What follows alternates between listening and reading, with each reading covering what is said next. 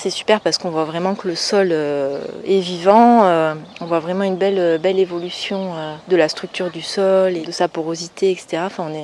Et puis on voit toute la vie qu'il y a dedans. On a mis en place assez rapidement des arbres sur la ferme, donc des haies, on a mis des arbres dans les parcours des poulets. On laisse aussi les arbres qui apparaissent tout seuls, naturellement, pousser à pas mal d'endroits. Même si, bon, sûrement au bout d'un moment, on va en tailler quelques-uns parce que là, c'est des endroits où c'est vraiment des petites forêts maintenant.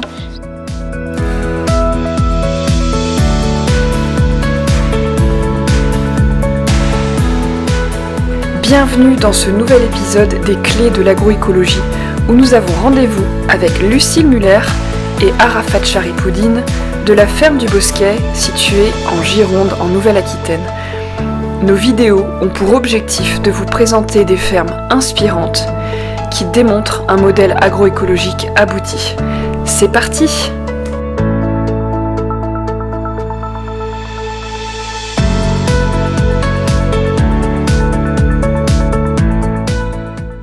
Bonjour Lucille.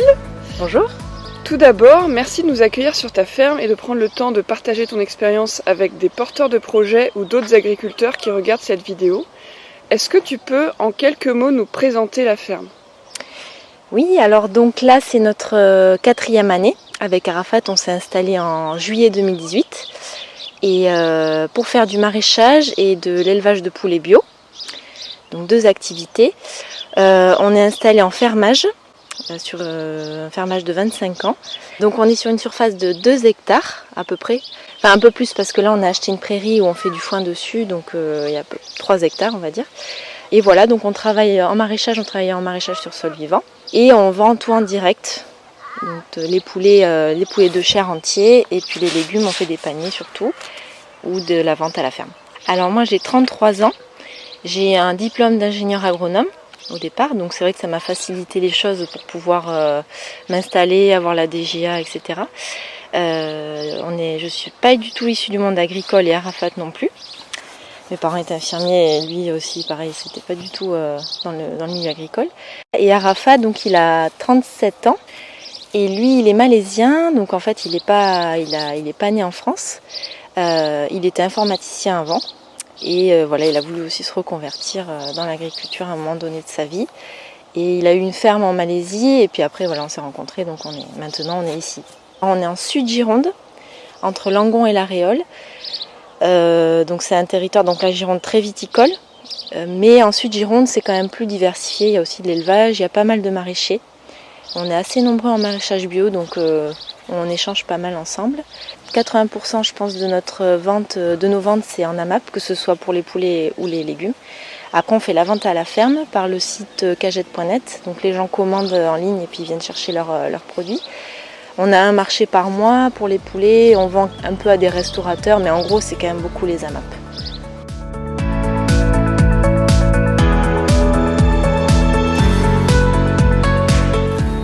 La philosophie au départ, c'était vraiment de faire une petite ferme diversifiée avec 2 ateliers, donc un atelier animal et un atelier végétal. Pour nous, c'était important d'avoir ces 2 ateliers.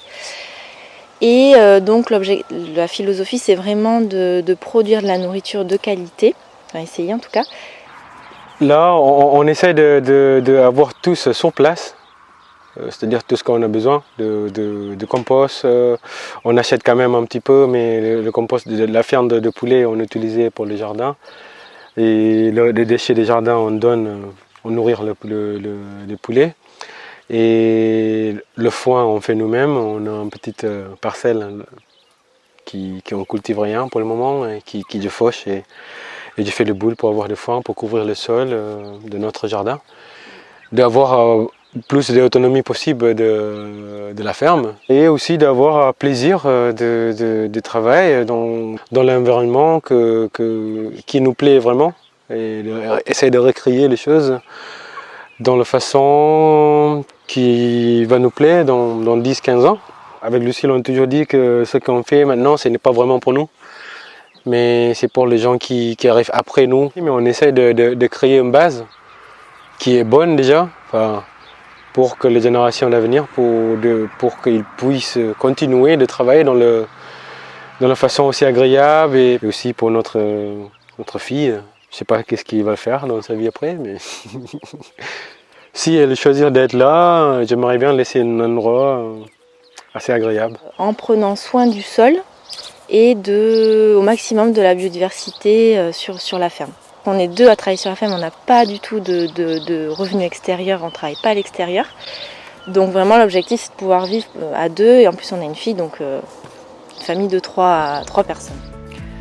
Pour mieux appréhender la complexité de l'agroécologie, Ferme d'Avenir a développé l'outil visuel La Fleur de l'agroécologie qui va être utilisé pour présenter ta ferme d'un point de vue économique, social et environnemental.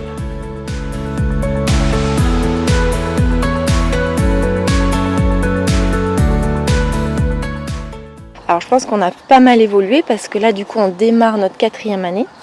On a fait un emprunt de 40 000 €. Alors il faut savoir qu'on n'a pas eu à acheter le terrain comme on est en fermage, on est en location, on a une maison en location, donc on n'a pas eu un crédit pour acheter tout ça, donc on a vraiment eu un crédit pour acheter le matériel.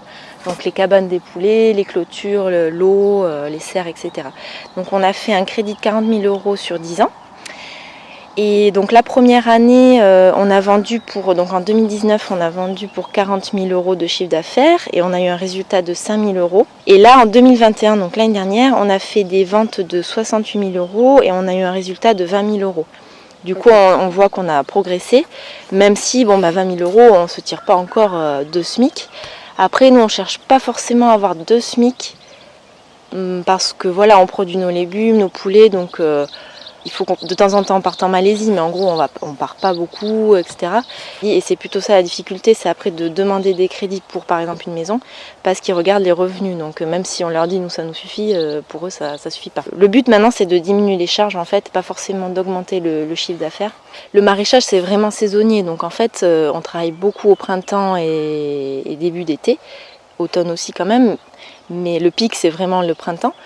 Et on a quand même 2 bons mois de pause en décembre-janvier où on peut se permettre de partir. Par contre, il faut toujours qu'on ait quelqu'un sur la ferme pour s'occuper des poulets. Donc on a l'élevage, mais c'est possible. Là, par exemple, la MSA propose une aide au répit qui permet en fait d'être remplacé sur la ferme quand on part en vacances.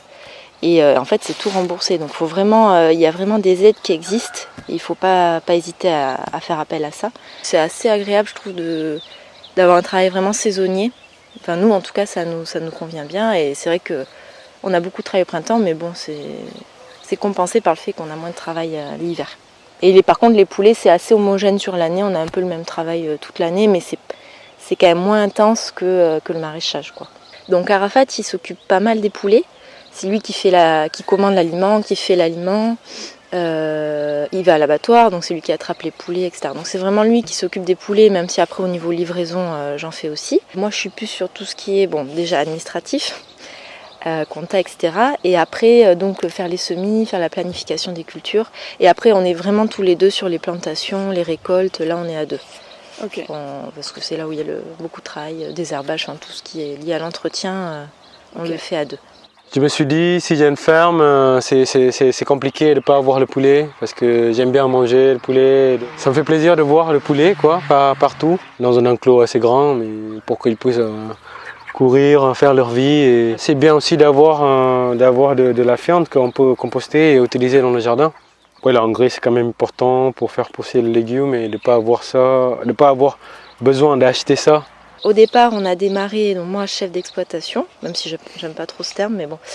Et lui conjoint collaborateur parce qu'en fait il n'avait pas le diplôme et puis on s'est dit voilà c'est un bon moyen de commencer une ferme pour voir si ça va, on avait moins de charges à la MSA, etc. comme ça. Mais bon le but c'est quand même qu'il puisse s'installer aussi maintenant. Donc il a passé son diplôme agricole il n'y a pas longtemps.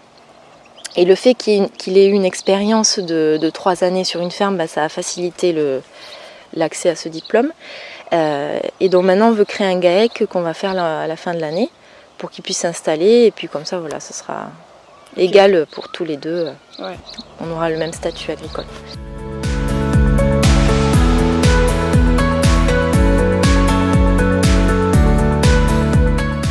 Avant de s'installer on a fait pas mal de woofing, de stages et on en a fait notamment dans des fermes qui font du maraîchage sur sol vivant. Et c'est vrai que ça nous a beaucoup plu directement, on s'est dit, mais nous, on aimerait vraiment travailler comme ça.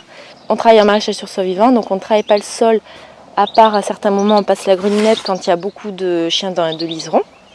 Mais sinon, on ne travaille pas le sol et on met du foin. C'est super parce qu'on voit vraiment que le sol est vivant, on voit vraiment une belle évolution de la structure du sol et de sa porosité, etc. Enfin, et puis on voit toute la vie qu'il y a dedans. Et les légumes poussent bien. Après, on a mis en place assez rapidement des arbres sur la ferme, donc des haies. On a mis des arbres dans les parcours des poulets. On laisse aussi les arbres qui apparaissent tout seuls, naturellement, pousser à pas mal d'endroits. Même si, bon, sûrement au bout d'un moment, on va en tailler quelques-uns parce que là, il y a des endroits où c'est vraiment des petites forêts maintenant, petits bosquets. On a planté aussi, donc on a expérimenté, en étant accompagné, l'agriculture syntropique. Donc ça, c'est super, on a une parcelle de 600 mètres carrés qui est vraiment super et on adore y travailler et ça nous permet aussi pas mal d'échanger avec des étudiants qui viennent. Il y a pas mal de partage autour de cette agriculture qui est assez nouvelle en France. Et puis après on plante aussi des arbres sur certains jardins maraîchers. Voilà, donc ils sont encore petits mais ils poussent assez bien quand même, ils poussent assez vite. On plantait quand même pas mal des arbres dans le parcours de poulets, ils sont toujours dehors. Dès qu'il fait beau, l'hiver, je garde de 0 jours jusqu'à 6 semaines en hiver et après je laisse ouvert les cabanes. Et là, quand il fait beau, ça nous arrive de l'ouvrir à partir de 3 semaines. Ils sont tout petits, ils ont juste développé leurs plumes et ils sont déjà dehors. Et on voit qu'ils sont très contents. On fait 2000-2500 poulets par an. Et on a quand même à peu près 1 hectare le parcours et des arbres, on a quand même planté quand même pas mal des arbres. J'ai fait ma formation poulet agroforesterie chez Nicolas Petit et dans les Gers. Ça m'a beaucoup inspiré. Ce que j'aimerais améliorer de son système, de son idée, est d'avoir beaucoup plus des arbres. Et peut-être un jour, si j'arrive, de faire vraiment pâturage dynamique, c'est très sympa aussi, mais avec la taille de ma cabane que j'avais déjà construire, je vais voir si je peux améliorer, changer un jour. Parce qu'on voit vraiment l'intérêt de l'arbre pour plein de choses, pour la biodiversité, pour l'ombrage, pour tout ce qu'ils font au niveau dans le sol, au niveau racinaire. Et on n'a pas de calcul et de mesure. En fait, c'est un peu empirique. Mais on voit quand même qu'il y a, on a vu des serpents, on a vu des hérissons, on voit beaucoup d'oiseaux, on voit beaucoup d'insectes. Et donc on est assez content, on voit qu'on n'est pas les seuls sur la ferme. On n'est pas les seuls êtres vivants, donc on est content. C'est vrai qu'on arrose moins grâce au paillage qui nous permet de garder l'humidité, surtout quand on met du paillage assez épais pour les pommes de terre, les courges. On voit vraiment qu'on n'a pas besoin d'arroser beaucoup. Alors on a 5000 m² de jardin. Et l'année dernière, bon il a plu pas mal l'année dernière, c'était une année quand même assez particulière. On a utilisé 1000 m³ d'eau pour arroser. Donc il y a aussi la serre de semis. On arrose pas mal avec l'eau. Donc c'est l'eau de la Garonne, on est raccordé au réseau. Et l'année d'avant, on avait utilisé à peu 1500 m³. Okay. Voilà, donc je pense qu'on est un peu en dessous de ce qui s'utilise normalement en maraîchage, plus classique on va dire. C'est vrai qu'il y a pas mal d'animaux qui viennent sur la ferme. Par exemple, il y a les serpents, donc ça on est super content parce qu'ils vont pouvoir manger des petits rongeurs. On voit vraiment que ça régule les populations de rongeurs, de campagnols, etc. Bon, les hérissons, bien sûr, on est super content. Les oiseaux, ils mangent beaucoup Enfin, on voit les merles qui mangent des petites limaces, des vers de terre aussi. Enfin, il y a vraiment un super intérêt. Après, c'est sûr que voilà, il y a la fouine, la martre qui peuvent venir parfois visiter un peu les poulets. Les merles qui mangent les tomates. Bon, les milans, bon ça, ils viennent aussi se servir un peu en petits poulets. Donc bon, c'est sûr qu'il y a forcément des impacts qui peuvent être du coup économiques. Mais ça fait partie aussi de la vie d'une ferme. Et du coup, il faut trouver des solutions pour éviter tout ça. Ou en tout cas que ce soit qu'il n'y ait pas trop d'impact. Et voilà, et ça fait partie du métier. Et c'est l'intérêt aussi du métier, c'est de voir que voilà, il y a une invasion de, je sais pas moi, de rats. Et qu'est-ce qu'on peut faire? Du coup, déjà savoir pourquoi il y a ça. Et puis après, c'est trouver des solutions. Et il y en a toujours.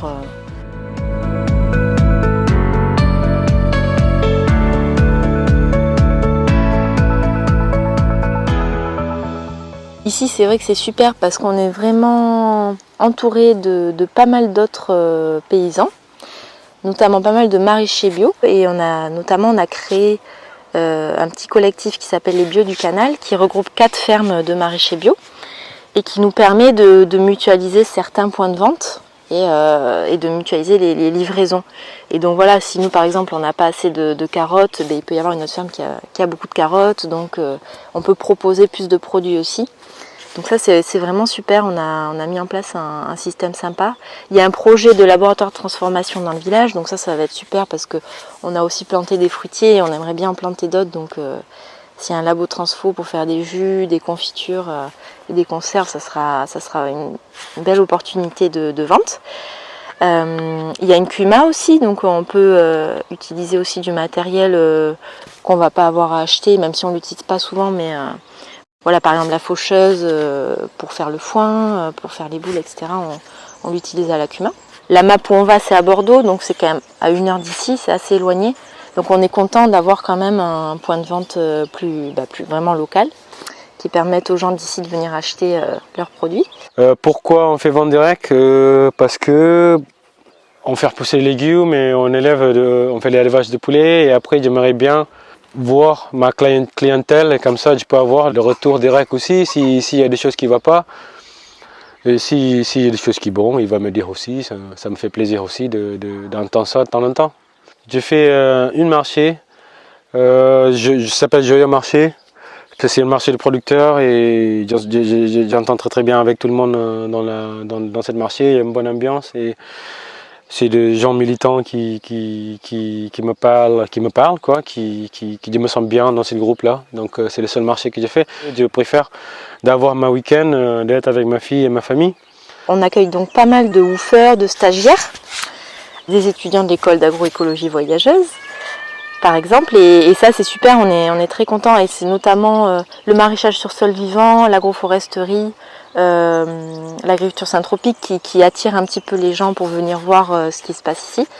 Et donc c'est un bon échange, ils nous donnent un coup de main et puis en échange on peut discuter un peu de ce qu'on fait, de ce qu'ils ont vu ailleurs aussi. Donc pour nous des fois c'est assez bénéfique d'avoir des gens qui viennent. Depuis la première année, on essaye de garder les graines de nos légumes pour pouvoir les adapter à nos terres, à notre terroir. Donc ça c'est pour les tomates, toutes les aromatiques, les haricots verts, voilà, il y a plusieurs variétés comme ça dont on garde les graines. Pas toutes, parce que c'est vrai que c'est quand même un travail assez long. Mais on essaye vraiment de garder les meilleures variétés. Et aussi pour les arbres fruitiers, on essaye de voir aussi les variétés locales. On échange pas mal avec des personnes qui ont des fruitiers chez eux. Pour voir par exemple, là, il y a un monsieur qui a des super pêches et qui l'a adapté vraiment au terroir d'ici. On peut voir désormais apparaître la fleur de votre ferme et se rendre compte de l'ensemble des défis agroécologiques auxquels elle répond. Où est-ce que vous voyez des marges de progression? Est-ce qu'il y a des pistes d'évolution pour les pratiques que vous mettez en œuvre? Bon, les marges de progression, c'est vrai que je pense que c'est au niveau des charges qu'on a, notamment par rapport au poulet, parce qu'en fait, au départ on achetait l'aliment tout prêt, donc là c'était très cher parce qu'on est en bio. Après on s'est dit on va acheter les grains et on va faire nous-mêmes le mélange et le broyage, donc ça va mieux. Mais c'est quand même une grosse partie de nos charges et on va aussi à un abattoir extérieur. Donc on s'est toujours dit que le projet ça serait d'avoir notre petit abattoir à la ferme au moins pour pouvoir limiter les charges sur cet atelier-là. On a un bon chiffre d'affaires, mais il y a énormément de charges, quoi. Donc on n'arrive pas à tirer assez de revenus de cet atelier-là. Okay. Mais en même temps, on aurait besoin sûrement d'une 3e personne, quoi, pour pouvoir faire tout ça, parce qu'en fait, il y a trop de choses. Donc au départ, on avait même pensé à d'autres ateliers, et on a vite vu qu'en fait, fallait pas s'éparpiller trop, parce que sinon, on fait plein de choses, mais mal. Donc on a préféré se dire, bon, déjà, on fait légumes et poulets, déjà, c'est pas mal, et puis planter des arbres, etc. Et peut-être qu'un jour, à long terme, on pourrait s'associer avec quelqu'un pour développer un verger de fruits. Ça, on aimerait beaucoup faire un verger syntropique. Mais voilà, il faut vraiment qu'il y ait une autre personne et qu'on soit accompagné pour ça. Oui, il y a beaucoup de charges. Comme on est tout petit élevage, on ne fait pas même une SMIC avec cette activité, mais on continue de le faire quand même parce que voilà, ça nous fait plaisir d'avoir ça. Et aussi parce que j'aime bien cuisiner, j'aimerais bien faire goûter les plats de mon pays ici en France. Et voilà, c'est ce que j'ai envie de faire. Ouais, j'aimerais bien avoir un abattoir à la ferme.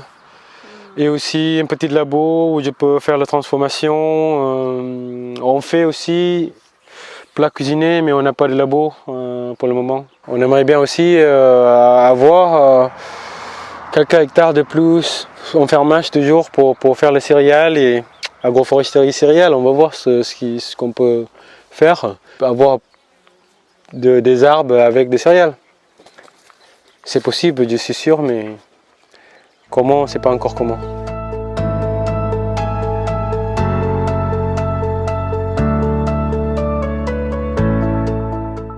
Mais je dirais que c'est important d'aller voir d'autres fermes, enfin de vraiment aller voir plusieurs fermes avant de s'installer, même quand on commence à s'installer, aller voir des fermes qui pratiquent ces techniques-là de maraîchage sol vivant, d'agroforesterie.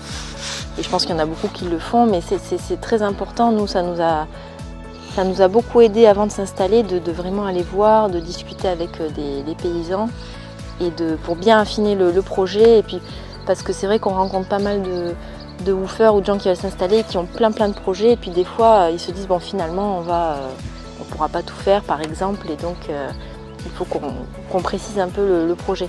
Donc, c'est vraiment important de bien réfléchir en amont pour pouvoir être bien prêt quand on s'installe. Et puis après, il faut y aller.